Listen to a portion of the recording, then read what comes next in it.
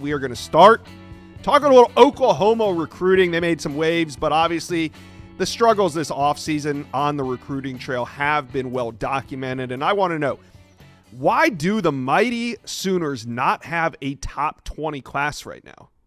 Because they haven't been that mighty on the field in Norman, Josh. 6-7 in 2 of the last 3 seasons. I think that top prospects want to see what Oklahoma is going to look like on the field this fall. And furthermore, we haven't seen this program be the dominant powerhouse recruiting program it's historically been in the Lone Star State.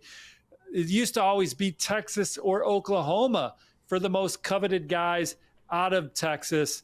And now you obviously have A&M as a major factor and other programs coming into that state and making it hard for the in-state programs. And Oklahoma, who I used to kind of consider as an in-state school in Texas because their own backyard wasn't that fruitful. So Oklahoma got to play better on Saturdays. And I think they need to go back to really prioritizing the state of Texas and being a powerhouse program in offering early, staying on top of guys, and really winning these blue chip battles in the Lone Star State. That was kind of the recipe for the program when they were competing for national championships.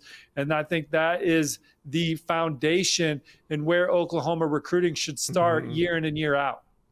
Yeah, and Oklahoma currently sitting at number 21. One of the reasons why, yesterday they landed their second top 100 recruit. Only 2 top 100 recruits in OU's class currently, Bo Bentley and Jake Kruel. Jake Kruel, a huge commitment out of IMG Academy. I know he had a top 3 in the end of Oklahoma, Texas, and Ole Miss, but really there was a lot of teams involved in this recruitment. How did OU win it? Whip around fans, listen up. We got to talk a little bit about Rhoback because there is one way to describe Rhoback. It's best fit, best feel. And for those that aren't familiar with Rhoback, they are completely changing the game with their incredibly comfortable activewear. Rhoback has released my favorite with their new license Game Day collection. It'll be your favorite as well. They have great novel polo designs, a clean hoodie, and quarter zip designs for some of your favorite schools. It's definitely worth checking out. Nobody else on the market is pairing these level of custom designs with this quality of activewear. Now, Rhoback's everyday shorts or their Delta Performance pants are the perfect pairing as well.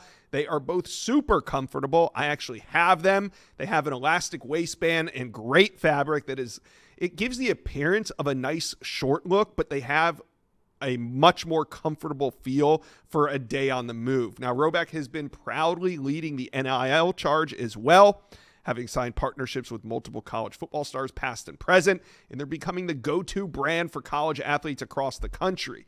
So here's what we're going to do. You're going to use promo code JOSH on Rhoback.com for a generous 20% off all new customers through the end of this week. So get on it. Here it is. Spell it RHOBACK.com. That's 20% off all performance polos, shorts, and more with promo code JOSH. Well, I think this is one where Oklahoma prioritized him longer and better than any other program, got him to campus a couple times. He felt really comfortable with the scheme, sees himself as the same caliber player as our Mason Thomas fitting in that role. 6'2", 230 pounds, tremendous length. What Brent Venables has done historically, developing players on the defensive side of the football was very exciting to him.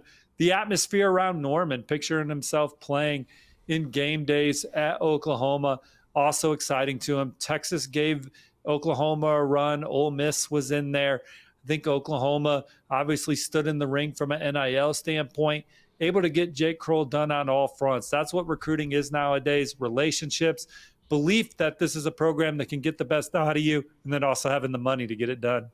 Yeah, so maybe this is the start of something for Oklahoma on the recruiting trail. Steve, what could be next for the Sooners when it comes to the 2026 recruiting class? Well, obviously, Oklahoma is still looking for more at the wide receiver position. They just lost Davian Gross to the Florida Gators, another one of those key Texas products I was talking about at the top of the segment that's going elsewhere. Florida wins out for Davian Gross.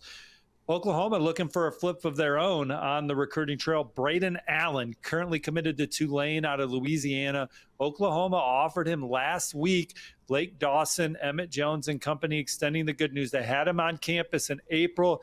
He tells me he's going to visit Oklahoma this fall. So the Sooners still looking to get some things done at the wide receiver position this cycle. Braden Allen, a dynamic guy, one that would certainly help soften the blow of losing Davian Gross to the Gators.